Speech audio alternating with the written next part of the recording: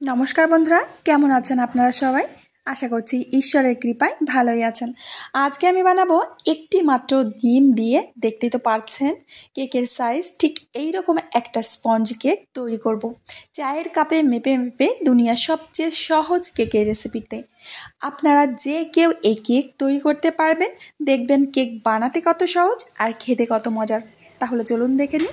Cake তৈরির জন্য প্রথমে আমরা কেক টিন রেডি করে নেব। তো বন্ধুরা, এই কেক টিন যদি না থাকে তাহলে আপনারা এরকম স্টিলের বাটি, এটা তো সবার বাড়িতেই থাকে, এই স্টিলের বাটিতে ছোট ছোট করে কেক তৈরি করতে পারেন। একই ব্যাপার, ঠিক আছে? তো এর থেকে একটু ছোট হবে কেকগুলো, এটাই, আর কিছুই না। তো এখন এই কেক টিনের মধ্যে আমরা একটু অয়েল ব্রাশ করে নেব, ঠিক আছে? সাদা তেল আপনারা ব্রাশ করতে পারেন বা ঘি বাটারও ব্রাশ করতে পারেন। তো ভালো করে আমি তেলটা ব্রাশ করে নিচ্ছি। বন্ধুরা, ভিডিওর প্রথমেই আপনাদের একটা অনুরোধ করব, রেসিপি দেখে যদি পছন্দ হয়, যদি ভালো লাগে, প্লিজ একটা লাইক করে দেবেন। তো এখন আমি একটা নর্মাল পেপার নিয়েছি, সাদা কাগজ, যেটা আমাদের ছেলেমেয়েরা পড়াশুনো করে, লেখালেখি করে, সেরকম একটা পেপার নিয়েছি। তো পেপারটার উপরে এরকম আবারও একটু তেল ব্রাশ করে দিচ্ছি। তো আজকে আমি কেকটা চায়ের কাপ মেপে তৈরি করব। সবার বাড়িতে মেজারমেন্ট কাপ থাকে না, তো আজকে নর্মাল কাপ দিয়ে আমি রেসিপিটা করে দেখাবো।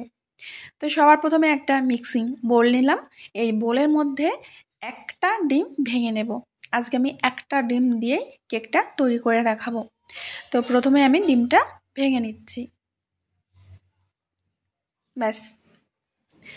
তো চলুন, এবার আমি নিয়ে নেব সেই কাপ মেপেই চিনি।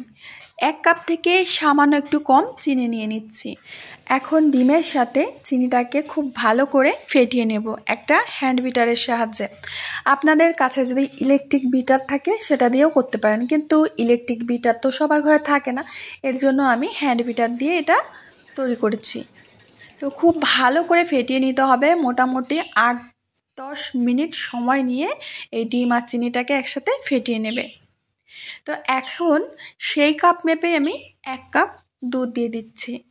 মোটামুটি এই কাপটা মেপেই আমি সমস্ত কিছু দেখাবো। আর সেই কাপেরই হাফ কাপের থেকে একটু কম তেল দিয়ে দেবো। তেলটা খুব বেশি দেবে না, তাহলে কেকটা খেতে ভালো লাগবে না। তো খুব ভালো করে আবার মিশিয়ে নিতে হবে। এখানে কিন্তু সর্ষের তেল বা যে কোনো সুগন্ধি তেল একদমই দেবে না, শুধুমাত্র সাদা তেল মানে রিফাইন্ড অয়েলটাই ব্যবহার করবে। এখন দিয়ে দেব 25 গ্রাম মতো বাটার। বাটারটা আমার আছে বলে দিচ্ছি, তোমাদের কাছে যদি না থাকে দেবার কোনো দরকার নেই। বাটারটা দিলে আর কি কেকটা একদম সফট হবে। বাটারটাকে আমি হালকা গলিয়ে নিয়েছি। তো চলো, এখন বাটারটাকেও খুব ভালো করে মিশিয়ে নেব। তরল উপকরণগুলো সমস্ত আমার মেশানো কমপ্লিট। তো এখন এর মধ্যে দিয়ে দেবো আমি লেবু। যেহেতু এখানে আমি ডিমের ব্যবহার করেছি, ডিমের থেকে একটা গন্ধ আসতে পারে, আষ্টে গন্ধ, তার জন্য এখানে আমি লেবু দিয়ে দিচ্ছি। লেবুর বাইরের পাশটা এইভাবে হালকা ঘষে ঘষে দিয়ে দেবে, মানে সাদা অংশটা যাতে না যায়, শুধু সবুজ অংশটা। লেবুটা হলুদ হয়ে গেছে, তো হলুদ অংশটা আমি এইভাবে একটু গ্রেট করে দিয়ে দিচ্ছি। সাদা অংশটা যেন কোনোভাবেই না যায় সেদিকে খেয়াল রাখবে, না হলে তিতো লাগবে। আর সেই লেবুটারই অর্ধেকটা, দেখতেই পাচ্ছ, অর্ধেকটা রস সম্পূর্ণটাই আমি দিয়ে দেব চেপে চেপে।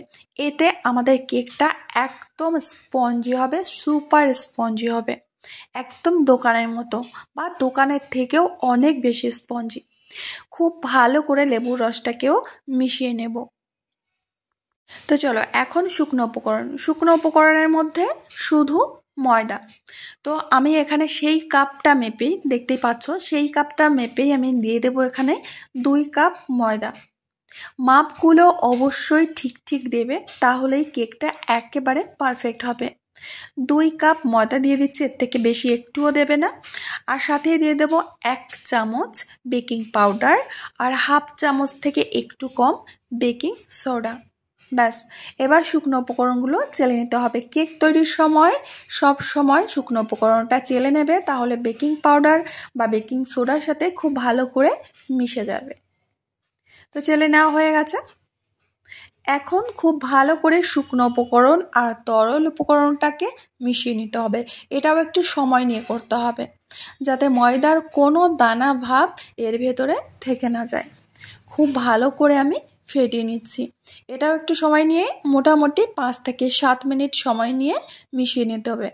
আর বন্ধুরা, তোমরা নিশ্চয়ই ব্যাটারের ঘনত্বটা বুঝতে পারছো।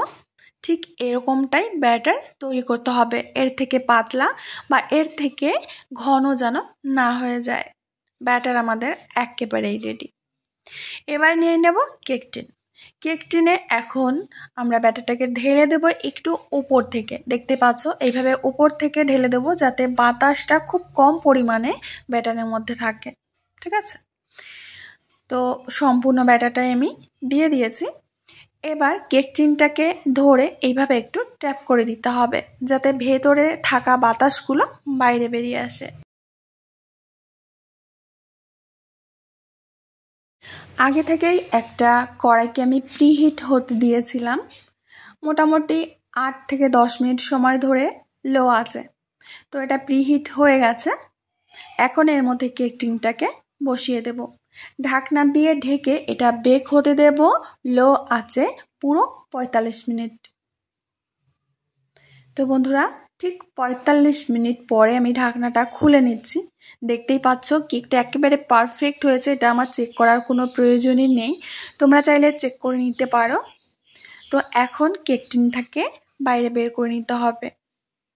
আর তোমাদের একটু দেখিয়ে দিচ্ছি কেকটা কতটা পরিমাণে ফুলে গেছে। এই দেখো, নিশ্চয়ই দেখতে পাচ্ছ।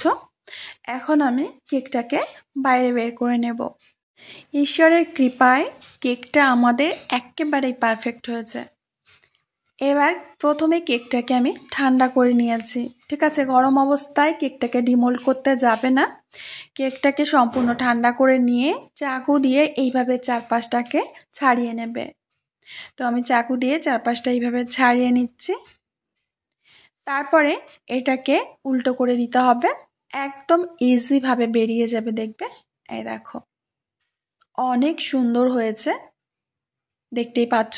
এখন পেছন থেকে এই কাগজটা আমি তুলে দিচ্ছি, আর কত সহজে কাগজটা উঠে যাচ্ছে দেখতে পাচ্ছ। দারুণ স্পঞ্জি হয়েছে, আমি তোমাদের দেখিয়ে দিচ্ছি। এই দেখো, একেবারে নরম তুলতুলে স্পঞ্জি, একদম বাজারের কেকের মতো। এইভাবে চায়ের কাপ মেপে মেপে তোমরা যদি কেকটাকে তৈরি করো একদমই পারফেক্ট হবে। এখন আমি তোমাদের কেকটাকে কেটে দেখাচ্ছি। অনেক সুন্দর হয়েছে কেকটা, নিশ্চয়ই বুঝতে পারছো তোমরা। দেখো, দারুণ সফট হয়েছে, দেখতেই পাচ্ছ। চাপ দিলে একই জায়গায় চলে আসছে আবার।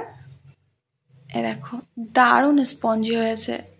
তো বন্ধুরা, এইভাবে চায়ের কাপ মেপে যখন খুশি তখন তোমরা বাড়িতে স্পঞ্জি কেক তৈরি করে খেতে পারবে। তো বন্ধুরা, আশা করছি আজকের কেকের রেসিপিটা তোমাদের অনেক সহজ মনে হয়েছে। তো বন্ধুরা, আমি আজ এখানেই বিদায় নিচ্ছি। আবার দেখা হবে নতুন রেসিপির সাথে। সবাই ভালো থেকো আর সুস্থ থেকো।